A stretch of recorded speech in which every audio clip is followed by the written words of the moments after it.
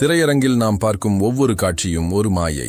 ரத்தம் வெறும் கெட்சப் அல்லது சிவப்பு நிற சாயம், மரணம் திறமையான நடிப்பு மற்றும் மேக்கப், வெடிப்பு கம்ப்யூட்டர் கிராபிக்ஸின் அற்புதம். ஆனால் சினிமா வரலாற்றில் சில இருண்ட தருணங்கள் இருக்கின்றன. அங்கே எந்த மாயையும் இல்லை, எந்த நடிப்பும் இல்லை, எந்த செயற்கையும் இல்லை. கேமரா சுற்றி கொண்டிருக்கும் போதே நிஜமான இதயங்கள் துடிப்பை நிறுத்தின. நிஜமான கண்கள் என்றென்றைக்குமாக மூடிக்கொண்டன. நிஜமான அழுகைகள் அந்த செட்டில் எதிரொலித்தன. ஆனால் அது ஒலிப்பதிவில் சேர்க்கப்படவில்லை. 1920களில் இருந்து இன்று வரை சுமார் 100க்கும் மேற்பட்ட விலங்குகள், சில மனிதர்கள் கூட செவன்த் ஆர்ட் என்று நாம் கொண்டாடும் சினிமாவின் பலிபீடத்தில் பலியாகி இருக்கிறார்கள்.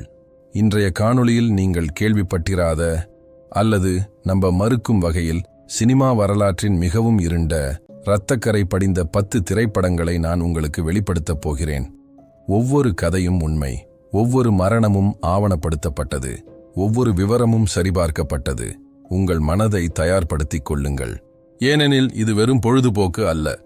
இது ஒரு இருண்ட வரலாற்று பயணம். நான் உங்கள் புத்தகச்சோலை. இந்த பயணத்தில் என்னுடன் வாருங்கள். 1. கன்னிபால் ஹோலோகாஸ்ட், மனித மாமிச உண்ணிகளின் படுகொலை. 1980ஆம் ஆண்டு பிப்ரவரி மாதம் 7ஆம் தேதி இத்தாலியின் மிலான் நகரத்தில் திரையரங்குகளில் வெளியான ஒரு திரைப்படம் பார்த்த பார்வையாளர்களை அதிர்ச்சியில் உறையச் செய்தது. சிலர் குமட்டினார்கள், சிலர் வெளியேறினார்கள், சிலர் போலீஸை அழைத்தார்கள். படத்தின் பெயர் கன்னிபால் ஹோலோகாஸ்ட். இயக்குனர் ருஜரோ டியோடாடோவின் இந்த படம் ஃபவுண்ட் ஃபுட்டேஜ் வகையின் முன்னோடி என்று சொல்லலாம். அமேசான் காடுகளுக்குள் மாயமான ஒரு ஆவணப்படக் குழுவை தேடிச் செல்லும் மீட்புக் குழுவின் கதை இது. ஆனால் இந்த படத்தின் உண்மையான திகில் திரையில் அல்ல, திரைக்கு பின்னால் நடந்தது. படத்தில் ஒரு காட்சி வருகிறது. ஒரு பெரிய ஆமை, கிரீன் சீ டர்ட்டில், மெதுவாக நீரில் நீந்திக் கொண்டிருக்கிறது. திடீரென்று பழங்குடி மக்கள் அதை பிடிக்கிறார்கள். கேமரா நிற்காமல் பதிவு செய்து கொண்டே இருக்கிறது. அடுத்து நடப்பது, அந்த ஆமையின் ஓட்டை உடைக்கிறார்கள். உயிருடன் இருக்கும் அந்த ஆமையை, அதன் உள்ளுறுப்புகளை ஒவ்வொன்றாக வெளியே எடுக்கிறார்கள். அதன் தலையை துண்டிக்கிறார்கள். இது நடிப்பல்ல, இது செட் டெக்கரேஷன் அல்ல, இது நிஜம். நிஜமான ஆமை, நிஜமான கொலை, நிஜமான வலி. அவ்வளவு ஏன், ஒரு குரங்கு, ஸ்குவிரல் மங்கி மரத்தில் அமர்ந்திருக்கிறது. படக்குழுவினர் அதன் தலையை துப்பாக்கியால் சுட்டு வீழ்த்துகிறார்கள். அதன் உடலை 2ஆக வெட்டுகிறார்கள். இதுவும் நிஜம். ஒரு பன்றி, ஒரு பெரிய ஆமை, இன்னும் பல உயிரினங்கள் ரியலிசம் என்ற பெயரில் கேமராவின் முன் பலியிடப்பட்டன. படம் வெளியான 10 நாட்களில் போலீஸ் இயக்குனர் ருஜரோ டியோடாடோவை கைது செய்தார்கள். குற்றச்சாட்டு கொலை மற்றும் ஆப்சனிட்டி. ஏனெனில் படம் மிகவும் உண்மை போல் இருந்தது. நீதிமன்றம் கூட சந்தேகப்பட்டது, இதில் நடிகர்களும் நிஜமாகவே கொல்லப்பட்டார்களா என்று. இயக்குனர் நீதிமன்றத்தில் நடிகர்களை நேரடியாக ஆஜர்படுத்தி அவர்கள் உயிருடன் இருப்பதை நிரூபித்தார். ஆனால் விலங்குகளின் கொலையை அவரால் மறுக்க முடியவில்லை. நீதிபதி படத்தை வெளியிட தடை விதித்தார். 60 நாடுகளில் இந்த படம் பேண்ட் செய்யப்பட்டது.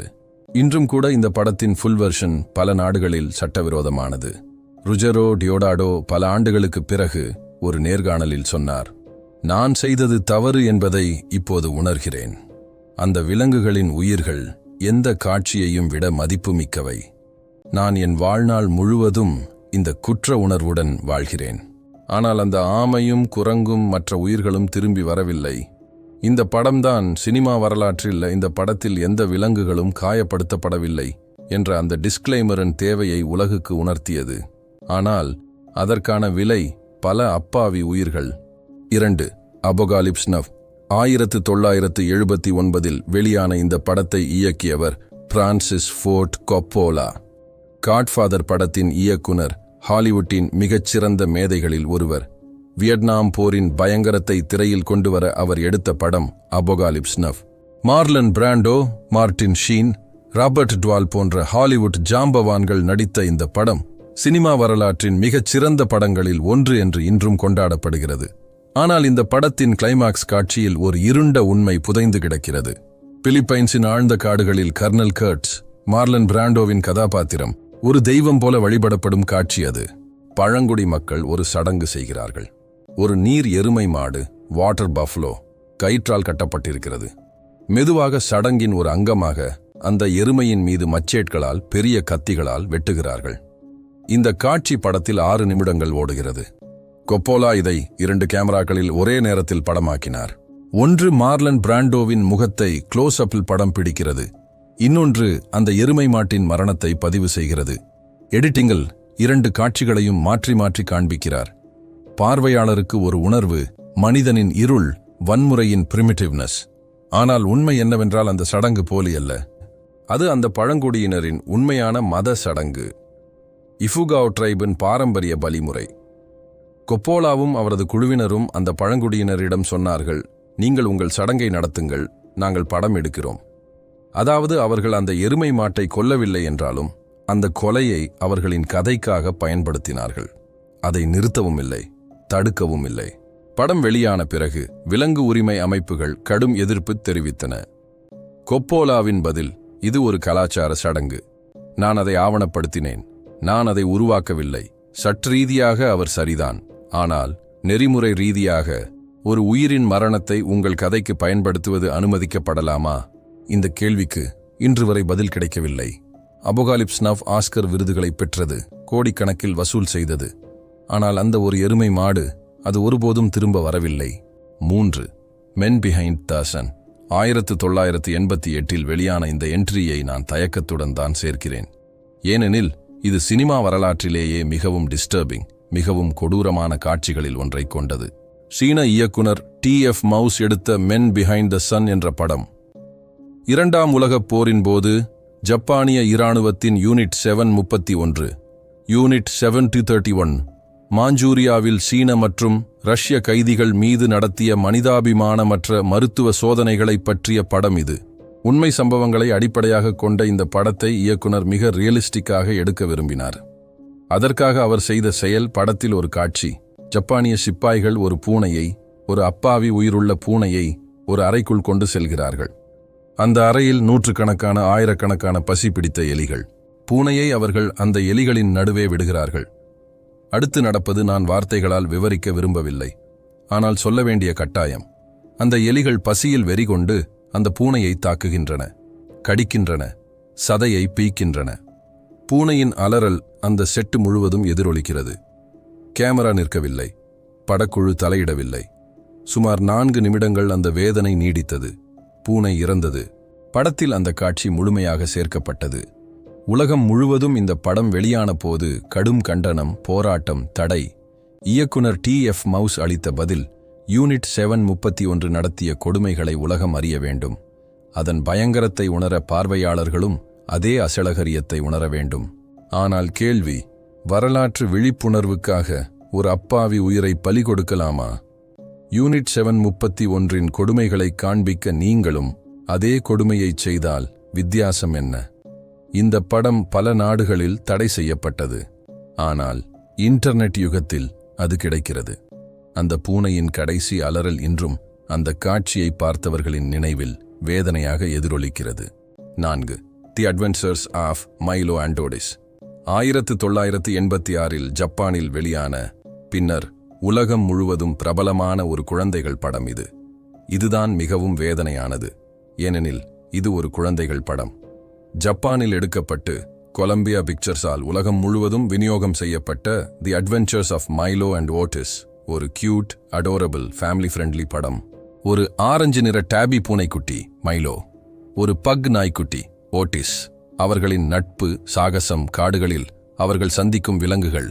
எவ்வளவு இனிமையான கதை! 1986 ஜப்பானில் வெளியான போது குடும்பங்கள் குழந்தைகளுடன் மகிழ்ச்சியாக பார்த்தார்கள். 1989 அமெரிக்காவில் வெளியான போது பாக்ஸ் ஆஃபீஸ் ஹிட். ஆனால் படத்தின் புரொடக்ஷன் முடிந்து பல ஆண்டுகள் கழித்து ஒரு இருண்ட உண்மை வெளியில் கசிந்தது. படத்தில் நாம் பார்க்கும் மைலோ உண்மையில் ஒரு பூனைக்குட்டி அல்ல. 25க்கும் மேற்பட்ட வெவ்வேறு பூனைக்குட்டிகள். ஓட்டிஸ் 20க்கும் மேற்பட்ட பக் நாய்க்குட்டிகள். ஏனெனில் படப்பிடிப்பின் போது அவற்றில் பல இறந்து போயின. உதாரணத்திற்கு, படத்தில் ஒரு காட்சி, மைலோ பூனை ஒரு பாறையிலிருந்து நீர்வீழ்ச்சிக்குள் விழுகிறது. கியூட்டாக இருக்கிறது இல்லையா? உண்மை, அந்த பூனைக்குட்டியை படக்குழுவினர் உண்மையிலேயே தள்ளிவிட்டார்கள். பல முறை, வெவ்வேறு பூனைகளுடன், சரியான கோணம் கிடைக்கும் வரை. இன்னொரு காட்சி, மைலோ கடலில் மிதக்கிறது, அலைகள் அதைச் சுற்றி வருகின்றன. உண்மை, அந்த நீர் உறைபனி குளிர். பூனைக்குட்டிகள் நீச்சல் தெரியாது. பல குட்டிகள் நீரில் மூழ்கி இறந்திருக்கலாம் என்று அனிமல் ரைட்ஸ் குரூப்ஸ் குற்றம் சாட்டுகின்றன. மலைப்பகுதியிலிருந்து குதிக்கும் காட்சிகள், கரடியுடன் நேருக்கு நேர் வரும் காட்சிகள், கடலில் மிதக்கும் பாக்ஸில் அடைக்கப்படும் காட்சிகள் ஒவ்வொன்றும் உண்மையானவை. அமெரிக்கன் ஹியூமன் அசோசியேஷன் படப்பிடிப்பில் இல்லை, ஏனெனில் இது ஜப்பானில் எடுக்கப்பட்டது. அங்கு அந்த காலத்தில் விலங்கு பாதுகாப்பு சட்டங்கள் வலுவாக இல்லை. படத்தின் புரொடியூசர் மசானோரி ஹாதா இந்த குற்றச்சாட்டுகளை மறுத்தார், ஆனால் ஒருபோதும் விளக்கம் அளிக்கவில்லை. இன்றைக்கு இந்த படம் பல ஸ்ட்ரீமிங் பிளாட்ஃபார்ம்ஸ்ல கிடைக்கிறது. குழந்தைகளுக்கான கிளாசிக் என்று பட்டியலிடப்பட்டுள்ளது. ஆனால் அந்த 25 பூனைக்குட்டிகள், 20 நாய்க்குட்டிகள், அவை எங்கே?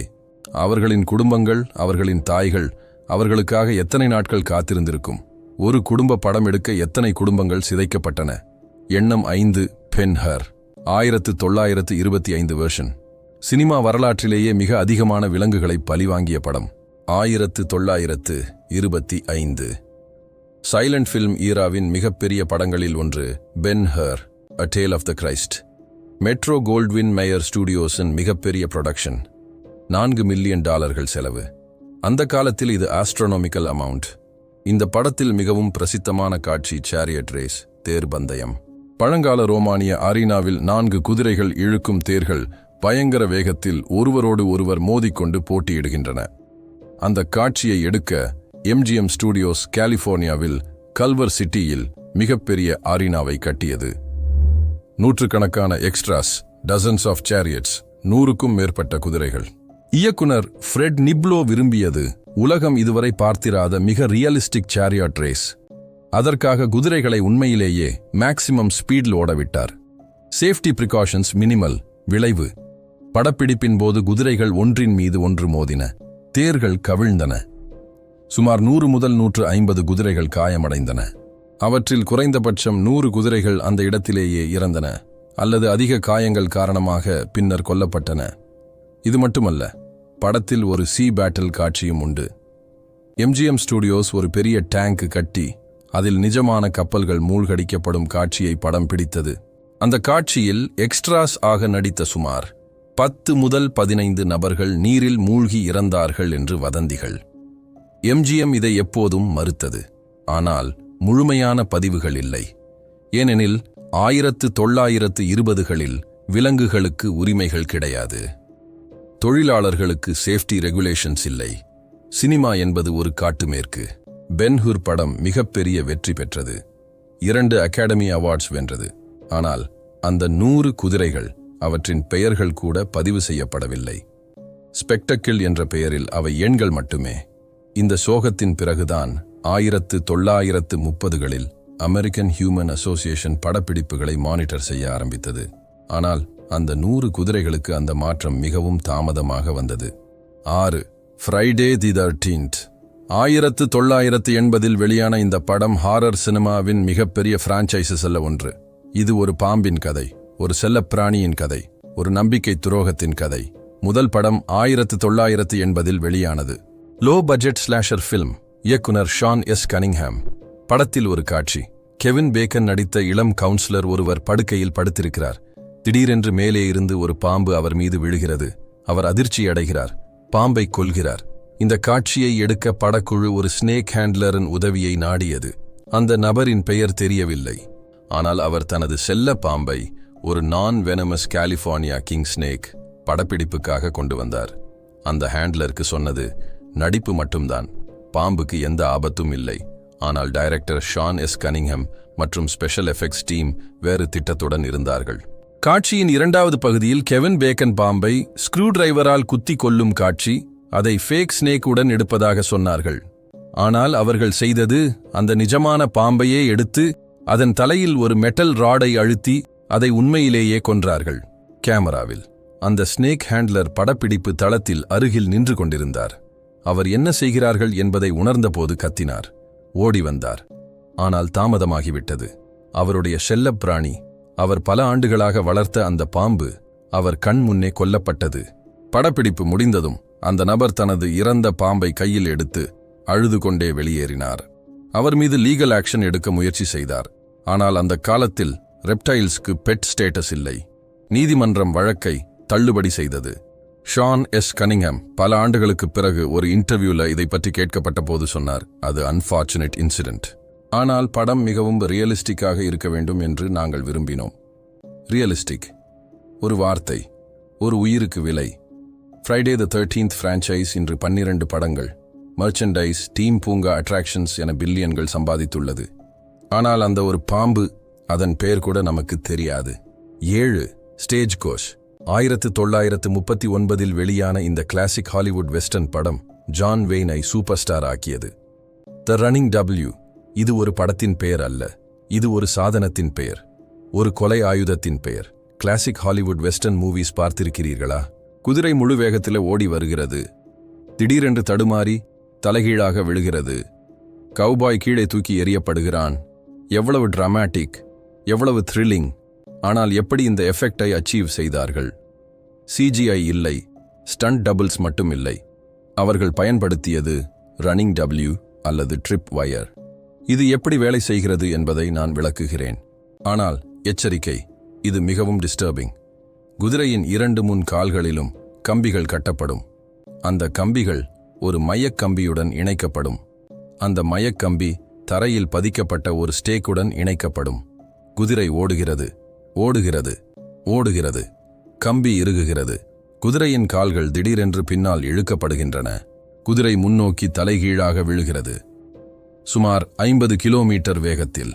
கழுத்து முறிகிறது, முதுகு எலும்பு உடைகிறது, உள் உறுப்புகள் சிதைகின்றன. சில குதிரைகள் உடனடியாக இறக்கின்றன, சில மணிக்கணக்கில் வேதனையில் துடித்து இறக்கின்றன. 1939 ஜான் ஃபோர்ட் இயக்கிய ஸ்டேஜ் கோச் இந்த டெக்னிக்கை பயன்படுத்தியது. ஒரு படத்தில் மட்டும் குறைந்தது 3 முதல் 5 குதிரைகள் இப்படி கொல்லப்பட்டன. இது ஸ்டேஜ் கோச் மட்டுமல்ல, 1920கள் முதல் 50கள் வரை நூற்றுக்கணக்கான வெஸ்டர்ன் மூவிஸ் இந்த ரன்னிங் டபிள்யூஐ பயன்படுத்தின. மதிப்பீட்டின்படி சுமார் 500க்கும் மேற்பட்ட குதிரைகள் இந்த ஒரே டெக்னிக்கால் மட்டும் கொல்லப்பட்டிருக்கலாம். 1940களில் அமெரிக்கன் ஹியூமன் அசோசியேஷன் இதை கண்டித்தது. படிப்படியாக தடை செய்யப்பட்டது. இன்று ரன்னிங் டபிள்யூ முற்றிலும் சட்டவிரோதமானது. ஆனால் அந்த 500 குதிரைகள் அவை ஹாலிவுட் புல்வார்டில் ஸ்டார்ஸ் பெறவில்லை. அவற்றின் பெயர்கள் கிரெடிட்ஸில் இல்லை. அவை வெறும் எக்ஸ்பெண்டபிள் ப்ராப்ஸ். 8 heavens gate. 1980 வெளியான இந்த படம் மட்டுமல்ல, ஒரு திரைப்பட நிறுவனத்தின் டவுன்ஃபாலின் கதையும் கூட. மைக்கேல் சிமினோ த டியர் ஹண்டர் படத்தின் இயக்குனர், பெஸ்ட் டைரக்டர் ஆஸ்கார் வென்றவர். அவர் அடுத்து எடுத்த படம் Heaven's Gate. United Artists studio வரலாற்றை மாற்றிவிட்டது. பட்ஜெட் $11 மில்லியன் என்று ஆரம்பித்தது. இறுதியில் 44 மில்லியன் ஆனது. ஷூட்டிங் ஸ்கெட்யூல் 51 நாட்கள் என்று திட்டமிட்டார்கள். இறுதியில் 220 நாட்கள் ஆனது. மைக்கேல் சிமினோ ஒரு பெர்ஃபெக்ஷனிஸ்ட். ஒவ்வொரு காட்சியையும் பல முறை எடுப்பார். திருப்தி இல்லை என்றால் மறுபடியும். படத்தில் ஒரு போர்க்காட்சி உண்டு. இமிகிரண்ட்ஸ் மற்றும் கேட்டில் பேரன்ஸ் இடையேயான வயலண்ட் கான்ஃப்ளிக்ட். அந்த காட்சியில் குதிரைகளின் மீது துப்பாக்கிச் சூடு, வெடிகுண்டுகள். ஒரு காட்சியில் ஒரு குதிரையின் அருகில் ஒரு எக்ஸ்ப்ளோசிவ் டிவைஸ் வைக்கப்பட்டது. அது வெடித்தது. குதிரை கொல்லப்பட்டது. நிஜமாகவே. படப்பிடிப்பில் இருந்த க்ரூ மெம்பர்ஸ் அதிர்ச்சி அடைந்தார்கள். ஆனால் சிமினோ மீண்டும் அதே காட்சியை வேறு கோணத்தில் எடுக்க விரும்பினார். இன்னொரு குதிரை கொல்லப்பட்டது. மொத்தம் குறைந்தது 4 குதிரைகள் அந்த போர்க்காட்சியில் மட்டும். அது மட்டுமல்ல, படத்தில் காக்ஃபைட், சேவல் சண்டை காட்சி ஒன்று உண்டு. 2 சேவல்களை உண்மையிலேயே சண்டை போட வைத்தார்கள். ஒரு சேவல் இறந்தது. படத்தில் கோழிகளின் தலைகளை வெட்டும் காட்சிகள் உண்டு. அவையும் உண்மையானவை. அமெரிக்கன் ஹியூமன் அசோசியேஷன் படப்பிடிப்பில் இருந்தது. ஆனால் அவர்களுக்கு முழு அணுகலும் கொடுக்கப்படவில்லை. படம் வெளியான போது விமர்சகர்கள் அதை கிழித்தெறிந்தார்கள். ஆடியன்ஸ் வெறுத்தது. பாக்ஸ் ஆபீஸில் பெரும் தோல்வி. ஹெவன்ஸ் கேட் யுனைடெட் ஆர்டிஸ்ட்ஸ் ஸ்டூடியோவை திவாலாக்கியது. ஸ்டூடியோ மற்றொரு நிறுவனத்தால் வாங்கப்பட்டது. ஆனால் அந்த 4 குதிரைகள், அந்த சேவல்கள், அந்த கோழிகள், அவை ஒரு ஃப்ளாப் படத்திற்காக இறந்தன. கலை மட்டுமல்ல தோற்றது அன்று, நேர்மையும் தோற்றது. எண்ணம் 9 எலக்ட்ரோக்யூட்டிங் அண்ட் எலிபண்ட். 1903 உருவான இது சினிமா இல்லை, இது ஒரு கொலையின் ஆவணம். சினிமாவின் தந்தை என்று நாம் கொண்டாடும் தாமஸ் ஆல்வா எடிசன் மிகவும் இருண்ட அத்தியாயம் இது. 1900 ஆரம்ப ஆண்டுகள். அமெரிக்காவில் வார் ஆஃப் கரண்ட்ஸ் என்று ஒன்று நடந்து கொண்டிருந்தது. எடிசனின் direct current DC versus Nikola Tesla மற்றும் ஜார்ஜ் வெஸ்டிங்ஹவுஸின் ஆல்டர்னேட்டிங் கரண்ட் ஏசி. எடிசன் தனது டிசி கரண்ட் சேஃப் என்றும் ஏசி கரண்ட் மிகவும் ஆபத்தானது என்றும் நிரூபிக்க விரும்பினார். அதற்காக அவர் என்ன செய்தார் தெரியுமா? பொது நிகழ்வுகளில் விலங்குகளை ஏசி கரண்ட் மூலம் மின்சாரம் பாய்ச்சி கொன்றார். நாய்கள், பூனைகள், குதிரைகள். பாருங்கள், ஏசி எவ்வளவு ஆபத்தானது என்று சொல்ல.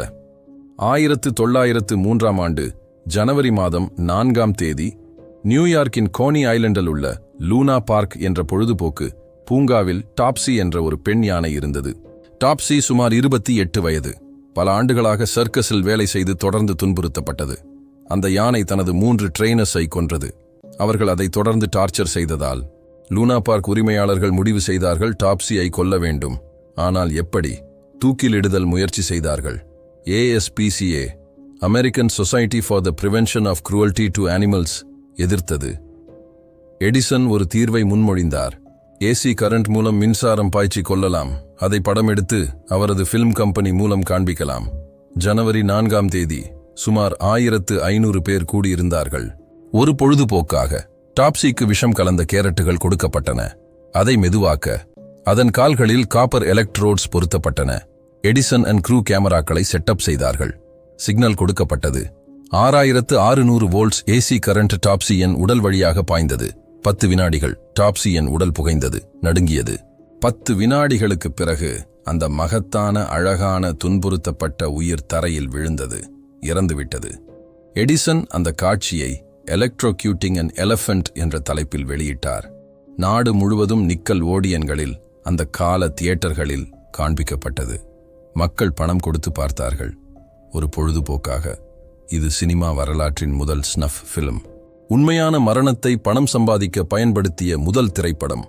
எடிசன் கரண்ட் வாரை இறுதியில் இழந்தார். ஏசி கரண்ட் வென்றது. ஆனால் டாப்சி, அந்த யானை, தனது துன்பம் நிறைந்த வாழ்க்கையை ஒரு ஸ்பெக்டக்கலாக முடித்தது. அதன் மரணம் இன்று யூடியூபில் இலவசமாக கிடைக்கிறது. நாகரிகம் என்பது என்ன என்று நாம் கேட்க வேண்டும்.